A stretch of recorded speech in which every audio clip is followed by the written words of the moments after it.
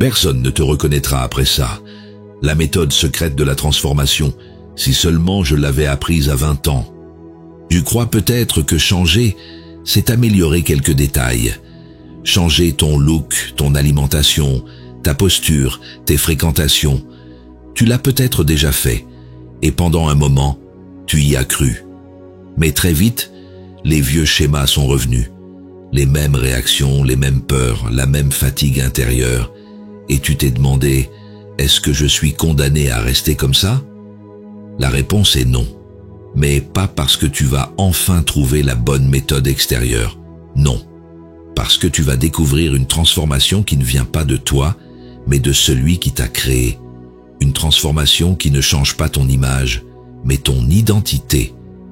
Dans cette vidéo, tu vas entendre une vérité simple, mais que personne ne t'a dite clairement. Une vérité capable de bouleverser ta manière de penser, de choisir, de respirer. Une méthode oubliée, pas magique, mais puissante. Celle que Jésus a utilisée pour transformer des vies qu'on croyait perdues à jamais. Tu n'es pas cassé, tu n'es pas en retard. Tu es juste à l'endroit exact où Dieu peut enfin commencer. Car le changement que tu cherches n'est pas une amélioration, c'est une résurrection. Et ce n'est pas réservé aux autres. C'est pour toi, maintenant. Tu n'as pas besoin d'un autre conseil. Tu as besoin d'un choc intérieur, une lumière qui éclaire ta vraie prison, une voix qui te dit enfin « Sors de là, ce n'est plus toi ». Et quand cette voix parle, elle ne demande pas d'effort, elle appelle à la vie. Ce que tu vas entendre ici, tu ne pourras plus l'oublier. Ce n'est pas une technique de développement personnel, c'est une rencontre avec une vérité qui libère. Elle va t'arracher à ce que tu croyais être pour révéler ce que tu as toujours été aux yeux de Dieu. Et après ça, oui, plus personne ne te reconnaîtra. Ton regard sera différent. Ton silence parlera plus que tes mots. Ta manière d'aimer, de réagir, de prier sera nouvelle. Et ce ne sera pas un changement passager. Ce sera un fruit éternel. Alors ne pars pas. Reste jusqu'au bout. Tu es peut-être à une phrase près de la renaissance que tu attends depuis des années. Et si cette parole résonne déjà en toi, abonne-toi à la sagesse chrétienne. Commente, like ou partage. Ce n'est pas un clic, c'est une déclaration. Je suis prêt à changer, pour de vrai. Commençons par le premier fondement. Tout commence par une prise de conscience. Tu n'as pas besoin qu'on te dise que quelque chose ne va pas. Tu le sais déjà. Tu le ressens dans ton corps, dans ton sommeil agité, dans ces pensées qui reviennent en boucle quand la nuit tombe. Tu le ressens quand tu ris, mais qu'un vide persiste. Quand tu avances, mais que tout en toi freine. Tu sens que quelque chose est brisé. Tu sens surtout que tu t'es éloigné de toi-même, sans jamais vraiment savoir qui tu étais. Il y a un moment dans chaque vie où on se réveille sans savoir pourquoi. Pas parce qu'on a eu une grande révélation, mais parce qu'on est fatigué. Fatigué de porter des couches d'identité qu'on a empilées avec les années. Fatigué de faire bonne figure alors qu'à l'intérieur, tout implose. Ce réveil-là, c'est le premier acte de Dieu. Pas spectaculaire, mais décisif. Jésus ne commence jamais par des discours. Il commence par une question. Veux-tu être guéri? L'Évangile selon Jean, chapitre 5, verset 6. Pas pour obtenir une réponse correcte, mais pour réveiller une conscience endormie. Car tant que tu crois que tu peux continuer comme avant, rien ne bougera. Mais dès que tu reconnais que tu as perdu pied, alors le ciel s'approche. Il ne s'agit pas de te condamner, il s'agit de te voir tel que tu es, sans masque, sans justification. Comme Pierre, quand Jésus le regarde après son reniement, Évangile selon Luc, chapitre 22, verset 61, ce regard-là ne juge pas, il révèle, il brise, il délivre. Et c'est dans cette fracture que tout commence. Tu t'es peut-être protégé derrière des habitudes, des principes, même des prières. Tu as peut-être appris à te rassurer en faisant les choses bien, mais tu sais qu'il manque quelque chose. Ce quelque chose, c'est le face-à-face. Le moment où tu t'avoues « Je suis perdu, je me suis perdu ». Et Dieu dit « Je t'attendais là ». La prise de conscience, c'est le seuil. C'est l'endroit où tu arrêtes de t'expliquer, de te débattre, de résister. C'est là que tu lâches, enfin. Et quand tu lâches, tu découvres que tu n'étais pas seul, que Dieu était déjà là, prêt à ramasser ce qui reste. Il ne s'agit pas d'un moment triste, il s'agit d'un basculement. Car ce que tu reconnais dans la lumière ne te possède plus dans l'ombre. Ce que tu exposes cesse de t'enfermer. La conscience douloureuse devient alors la porte de la délivrance. C'est ici que tout commence, pas quand tu te relèves par toi-même, mais quand tu tombes dans la vérité. Et cette vérité, c'est que Dieu ne change pas ceux qui veulent se corriger. Il transforme ceux qui osent s'effondrer en lui. Poursuivons avec la deuxième fondation, le mensonge que tu as cru trop longtemps. Il y a un mensonge que tu as cru sans même t'en rendre compte. Il ne s'est pas imposé brutalement. Il s'est glissé en toi au fil du temps. Il s'est caché dans des phrases anodines, des regards déçus, des silences pesants. Ce mensonge, c'est que tu n'es pas assez bien, pas assez digne, pas assez spirituel, pas assez fort pour changer. Il ne s'est pas formulé en toutes lettres, mais tu l'as ressenti dans ta chair, dans l'échec répété, dans les comparaisons constantes, dans les reproches que tu t'es fait en secret. Et il est devenu un filtre. Tout ce que tu vis passe à travers lui. Tu peux entendre des paroles d'amour, mais tu les détournes. Tu peux être encouragé, mais tu ne le crois pas vraiment. Ce mensonge t'a façonné. Il a dicté ton comportement. Il t'a poussé à faire des choix pour prouver ta valeur ou pour éviter le rejet. Tu as joué un rôle, parfois même dans ta foi. Tu as tenté d'être ce que l'on attendait, mais tu n'as jamais été vraiment libre, parce que tu pensais qu'il fallait mériter ce que Dieu donne gratuitement. Mais voici la vérité. Tu es déjà connu, déjà voulu, déjà aimé, avant même que tu fasses quoi que ce soit. Dieu prouve son amour envers nous en ce que, lorsque nous étions encore pécheurs, Christ est mort pour nous. Épître aux Romains, chapitre 5, verset 8. Cela veut dire que ton identité n'est pas une conquête, c'est un don. Jésus n'est pas venu pour ceux qui se sentaient incapables, il est venu pour ceux qui savaient qu'ils ne pouvaient pas. Il a dit, « Ce ne sont pas les bien portants qui ont besoin de médecins, mais les malades. » Évangile selon Luc, chapitre 5, verset 31. Il n'a jamais eu honte de ceux qui doutent, de ceux qui tombent. Il s'est approché d'eux. Alors pourquoi continuer à vivre comme si tu devais faire tes preuves? Pourquoi accepter encore de porter ce fardeau invisible, ce poids qui t'épuise?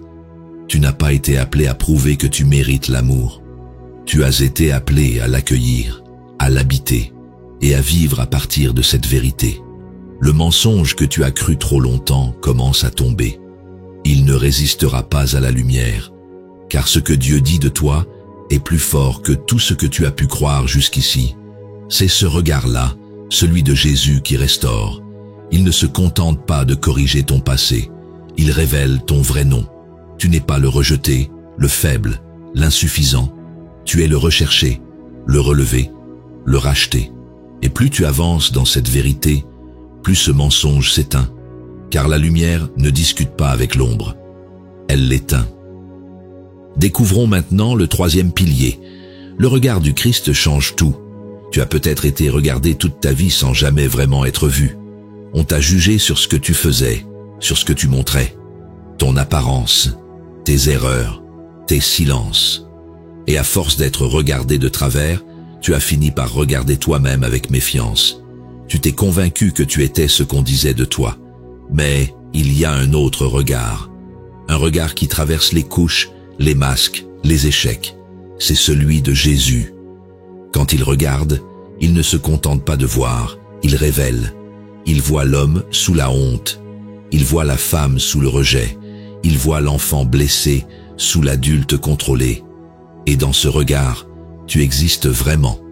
Dans l'Évangile, il suffit d'un regard pour que des vies basculent. Jésus posa son regard sur lui et l'aima. Évangile selon Marc, chapitre 10, versets 20 et 1. Cet homme, riche, respecté, croyait avoir tout. Mais c'est à ce moment précis, quand il s'est senti vu, que tout a tremblé en lui.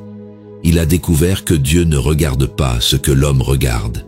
Et ce regard, tu l'as peut-être toujours cherché. Dans les yeux d'un père, dans l'attention d'une mère, dans le regard d'un groupe, d'une communauté, tu as attendu qu'on te valide, qu'on te voie. Mais tu n'as pas été vu comme tu en avais besoin. Pas avec amour, pas avec vérité. C'est ce regard que Pierre a rencontré après sa trahison. Jésus ne lui a pas crié dessus. Il s'est simplement retourné, et Pierre a fondu. Le Seigneur se retourna et regarda Pierre. Évangile, selon Luc, chapitre 22, verset 61. Ce regard n'a pas condamné, il a réveillé la vérité en lui, celle de sa faiblesse et celle de sa valeur. Quand le regard de Christ se pose sur toi, ce n'est pas pour t'exposer, mais pour te appeler. Il ne pointe pas du doigt, il tend la main, il dit « Je te vois, je sais tout, et je t'aime quand même ». À partir de là, tu ne peux plus te cacher, tu n'as plus besoin, tu existes enfin. C'est dans ce regard que commence la vraie guérison. Parce qu'il n'a pas besoin de te convaincre, il te rencontre, il t'appelle par ton vrai nom. Il ne parle pas à ton masque, il parle à ton cœur, et tu sens que tu n'as plus besoin de fuir. Tu n'as pas été créé pour être regardé avec mépris. Tu as été formé pour recevoir le regard du ciel, celui qui restaure sans humilier, celui qui révèle sans détruire, celui qui change tout sans un mot. Approchons-nous du 4e socle, l'identité nouvelle que Dieu te donne. Tu as longtemps cru que ton identité dépendait de ce que tu fais, de ce que tu réussis, de ce que les autres pensent de toi. Tu t'es identifié à tes forces ou à tes échecs, à ton passé, à ton histoire familiale, à tes réactions. Tu t'es présenté en fonction de ton rôle, enfant, parent, travailleur, croyant. Mais qui es-tu vraiment quand tout ça s'effondre? Dieu ne t'a jamais défini par ce que tu fais. Il ne t'appelle pas par ton comportement, il t'appelle par ton nom. Et parfois, il le change, comme il l'a fait avec Simon, qu'il a nommé Pierre. Ce n'est pas une stratégie spirituelle, c'est une déclaration d'identité. Tu es Pierre, et sur cette pierre je bâtirai mon église. Évangile selon Matthieu, chapitre 16, verset 18. Pierre ne s'était pas encore relevé, mais Jésus avait déjà vu ce qu'il allait devenir. Tu n'es pas ce que tu ressens, tu n'es pas ce qu'on t'a dit, tu n'es même pas ce que tu crois de toi. Tu es ce que Dieu dit de toi, et ce qu'il dit, il ne le change pas. Si quelqu'un est en Christ, il est une nouvelle créature. Les choses anciennes sont passées. Voici toutes choses sont devenues nouvelles. Deuxième épître aux Corinthiens, chapitre 5, verset 17. Mais pour entrer dans cette identité, il faut d'abord laisser mourir l'ancienne, celle que tu protégeais, celle que tu avais construite pour survivre. Ce n'est pas un processus facile, mais c'est le seul qui libère. Car Dieu ne restaure pas un masque, il ressuscite une personne. Peut-être que tu ne sais même plus qui tu es sans tes blessures. Peut-être que tu t'es défini par ton passé, par ce que tu as subi. Et maintenant, Dieu te dit, ce n'est plus ton nom. Il ne renie pas ton histoire, mais il refuse qu'elle continue à t'étiqueter. Reçois ce nom nouveau, celui qui ne dépend pas de ton comportement, celui que tu ne peux pas mériter, mais que tu peux habiter. Il est déjà en toi. Il attend juste que tu t'y autorises. Ce nom, c'est fils, c'est fille, c'est aimer. Rien de plus, rien de moins. Quand tu accueilles cette identité, quelque chose change. Tu n'agis plus pour être aimé. Tu agis parce que tu es aimé. Tu n'essaies plus de plaire. Tu marches en paix. Tu n'as plus besoin de faire semblant. Tu es. Et ça suffit. Tu es peut-être tombé 1000 fois, mais ton nom ne change pas. Tu es peut-être fatigué, mais ton identité est intacte. Et c'est depuis cette vérité que Dieu veut rebâtir ta vie. Accueillons maintenant le 5e appel. La transformation ne vient jamais seule. Quand Dieu commence une transformation en toi, ce n'est jamais un simple ajustement. Ce n'est pas une amélioration discrète. C'est un bouleversement qui déborde. Une vague qui ne touche pas seulement ton cœur, mais tout ce qui t'entoure. Il ne change pas juste ce que tu ressens. Il change ce que tu veux, ce que tu tolères, ce que tu choisis. Et ce changement dérange. Tu sens que tes anciens repères deviennent trop étroits. Certaines amitiés s'effacent. Certaines habitudes deviennent pesantes. Tu ne rentres plus dans les moules d'avant. Pas parce que tu es devenu radical, mais parce que ton âme a grandi. Et ce qui te rassurait autrefois commence à t'étouffer. Jésus n'a jamais dit que la transformation serait confortable. Il a dit qu'elle serait féconde. Celui qui demeure en moi et en qui je demeure porte beaucoup de fruits. Évangile selon Jean chapitre 15 verset 5. Mais pour porter du fruit, il faut accepter d'être élagué, retirer ce qui prenait de la place sans nourrir. Tu t'en rends compte? Certains lieux, certaines relations, certaines pensées ne peuvent plus coexister avec la personne que tu deviens. C'est normal. La transformation divine ne fait pas dans la cohabitation. Elle vient avec une séparation. Non pour t'isoler, mais pour t'aligner avec le ciel. L'aveugle guéri par Jésus n'a pas seulement retrouvé la vue, il a aussi été rejeté de la synagogue, parce qu'il avait changé et que son changement faisait peur. Évangile selon Jean, chapitre 9, verset 34. La transformation t'exposera à l'incompréhension, mais elle t'enracinera aussi dans une paix que rien ne pourra retirer. Peut-être que tu perdras des choses, des sécurités, des certitudes, des liens anciens, mais ce n'est jamais une perte pour Dieu. C'est un déplacement. Il enlève pour planter, il coupe pour faire pousser. Ce que tu laisses derrière n'est pas ton identité, c'était ta coquille. Dieu ne transforme jamais en secret sans ensuite agir en public. Ce qu'il dépose en toi deviendra visible, dans ta manière de parler, dans ta façon de réagir, dans ton regard. Et ce rayonnement silencieux te conduira à marcher autrement, à aimer autrement, à vivre autrement. Alors, ne résiste pas quand le changement déborde. Ne crains pas quand Dieu réorganise. Il ne fait pas que restaurer ton intérieur. Il redessine ton environnement, ton avenir, tes attaches. Parce que ce qu'il commence, il l'accomplit. Écoutons maintenant le 6e dévoilement. Le regard des autres ne te définira plus. Tu ne l'as peut-être jamais dit à voix haute, mais une grande partie de ta vie a été influencée par le regard des autres. Ce besoin d'être validé, cette peur d'être jugé, ce réflexe d'adapter ton attitude pour ne pas déranger, pour rester accepté, pour éviter les remarques. Ce fardeau invisible t'a accompagné plus longtemps que tu ne l'imagines. Tu as peut-être appris très tôt que ton comportement déterminait l'attention qu'on te portait. Alors tu as appris à faire plaisir, à être discret, gentil, performant, mais pas forcément toi-même. Et au fil du temps, cette dépendance subtile au regard des autres est devenue une prison. Souriante, parfois valorisante, mais une prison quand même. Le regard du monde est instable. Il te monte un jour, il t'oublie le lendemain. Il t'applaudit tant que tu corresponds à ses critères, mais il te rejette dès que tu changes. C'est ce qui est arrivé à Jésus lui-même. Il criait « Hosanna ». Un jour, puis « Crucifie-le ».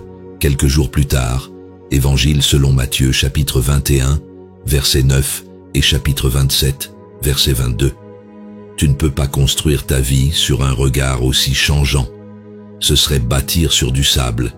Et Jésus l'a dit, « Celui qui entend mes paroles et les met en pratique est semblable à un homme qui a bâti sa maison sur le roc. » Évangile selon Matthieu chapitre 7, verset 24. Le roc, c'est la parole de Dieu. C'est aussi son regard, constant, fidèle, aimant, même quand tu tombes. Tu n'as pas été créé pour correspondre, tu as été créé pour resplendir. Et ceux qui brillent vraiment ne plaisent pas toujours à tout le monde, mais ils marchent libres, car ils ont cessé de chercher à être aimés, ils ont commencé à aimer, sans condition. Peut-être que tu as peur de décevoir, de perdre l'estime de certains, mais pose-toi cette question. Qui serait encore là si tu étais pleinement toi? Si tu laissais tomber le masque? Ceux qui restent, ce sont les vrais. Et surtout, c'est là que tu découvres que Dieu ne part jamais. Le regard des autres ne te définira plus quand tu recevras enfin le regard du Père. Non comme une information, mais comme une vérité intérieure. Tu n'es pas ce que les autres disent de toi. Tu es ce que Dieu prononce sur ta vie. Et ce regard-là ne change pas selon les saisons. Le jour où tu t'affranchis de l'opinion des hommes, tu entres dans une liberté profonde. Ce jour-là, tu ne vis plus pour impressionner. Tu vis pour aimer.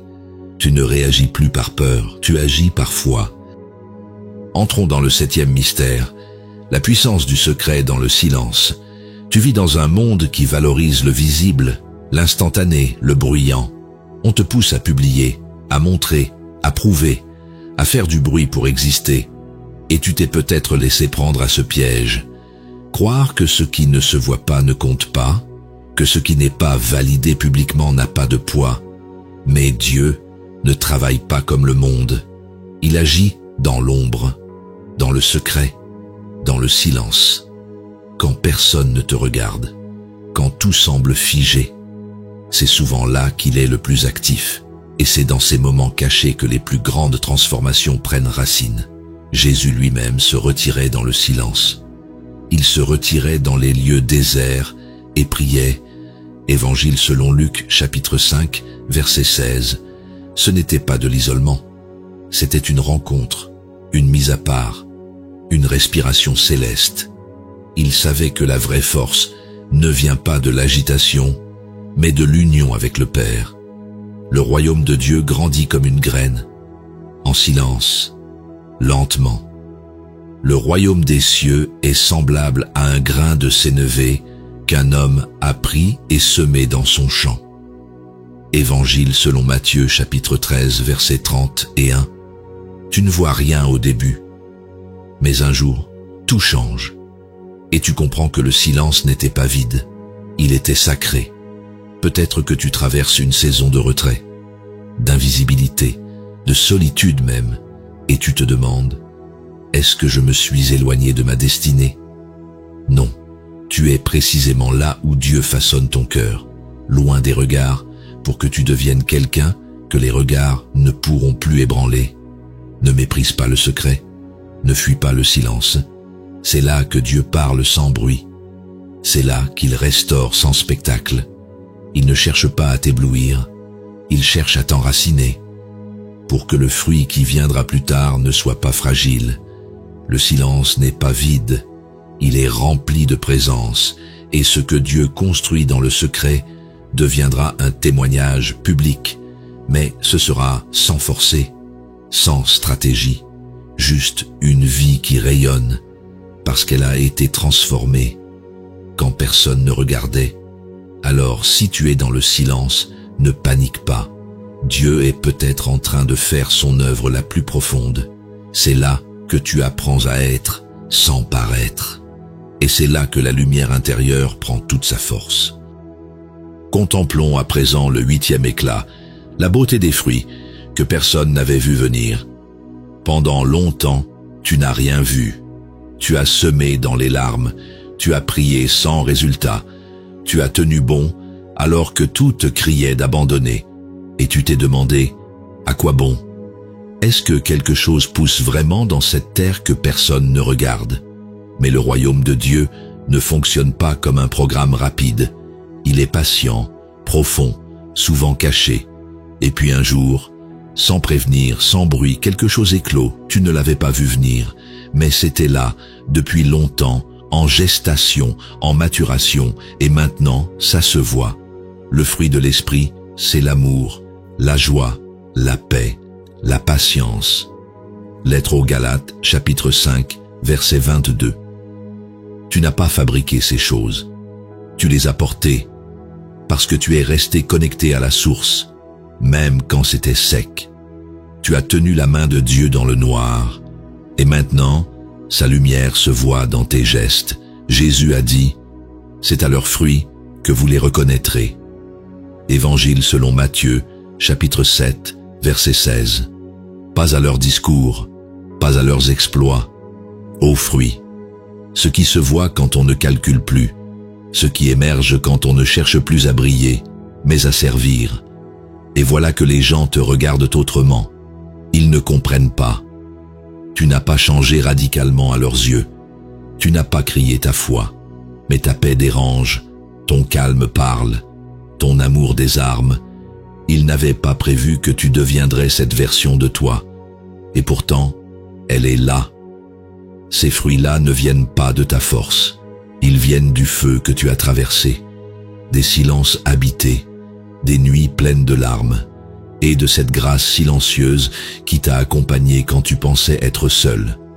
Aujourd'hui, tu brilles, pas d'un éclat criant, d'une lumière douce mais réelle. Ne minimise pas ces fruits, même s'ils ne sont pas acclamés, même s'ils passent inaperçus pour certains. Ils ont une valeur éternelle. Ce que Dieu fait grandir dans le secret est toujours destiné à porter du fruit pour les autres, même ceux qui ne t'ont jamais vraiment regardé. Et si personne ne t'attendait à ce niveau-là, ce n'est pas grave. Dieu, lui, t'avait vu venir. Et c'est dans son regard que tout prend sens. Laissons résonner le 9e sceau. Tu n'es plus reconnaissable, et c'est parfait ainsi. Tu ne ressembles plus à celui ou celle que tu étais. Tu ne penses plus pareil. Tu ne réagis plus comme avant. Et tu le vois bien. Certains ne te comprennent plus. Certains s'éloignent. D'autres te questionnent. Et toi-même, parfois, tu as du mal à te reconnaître. Mais au fond, tu le sais, ce changement est réel. Et il est bon. Il y a une paix qui s'est installée. Pas spectaculaire, mais profonde, comme un calme après la tempête. Tu ne luttes plus contre toi-même.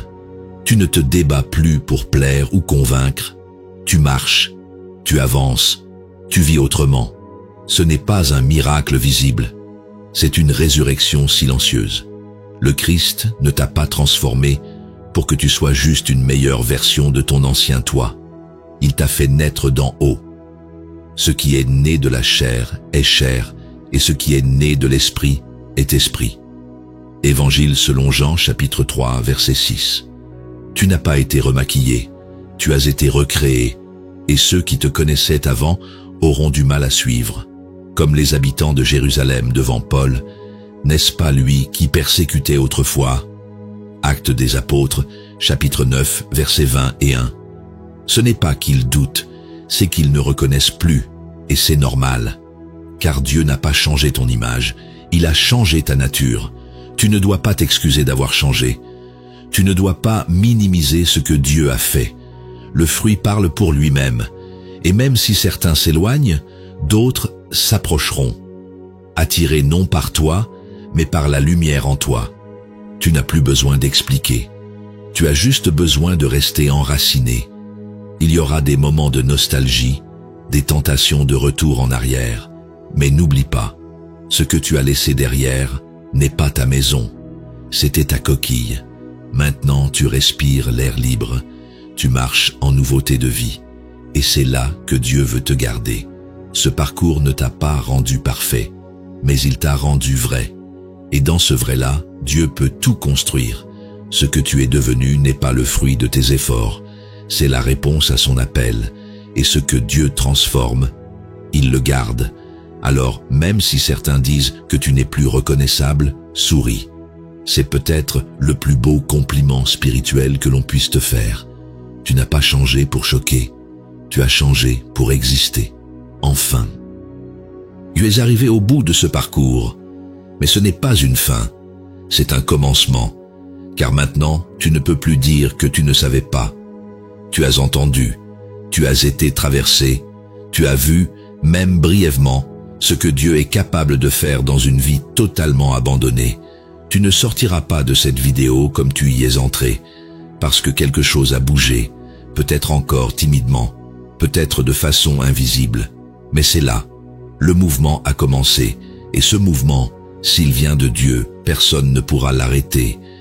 Tu n'as pas changé pour faire bonne impression, tu n'as pas changé pour plaire à l'extérieur. Tu as changé parce qu'à l'intérieur, une voix t'a appelé à devenir enfin ce que tu es. Et cette voix ne t'abandonnera plus, car ce qu'elle commence, elle le mène à terme. La transformation que tu vis n'est pas une performance, c'est une réponse.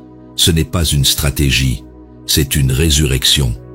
Tu n'as pas besoin d'être prêt, tu n'as qu'à être vrai, tu n'as pas à tout comprendre. Tu as juste à rester proche de celui qui t'a appelé. Tu verras, il y aura des résistances, des voix qui te diront que c'est trop beau pour être vrai, que tu vas rechuter, que ce n'était qu'une émotion passagère. Mais ces voix ne viennent pas du Père. Lui ne te rappelle jamais à ton passé. Il t'appelle toujours à ta destinée.